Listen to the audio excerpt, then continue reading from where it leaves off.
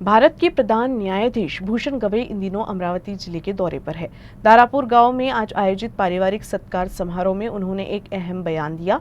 गवई ने स्पष्ट कहा, मैं सर्वोच्च न्यायाधीश पद से सेवानिवृत्त होने के बाद कोई भी शासकीय पद नहीं लूंगा। इस बयान के साथ ही उन्होंने भविष्य में किसी भी राजनीतिक या सरकारी भूमिका को लेकर चल रही अटकलों पर विराम लगा दिया है।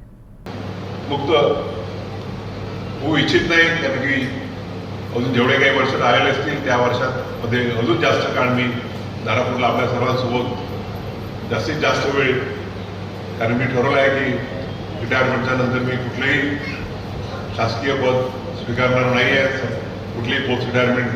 त्यामुळे एक थोडा वेळ जास्त मिळेल अमरावतीला, दारापूरला, नागपूरला आपल्या सर्वांसोबत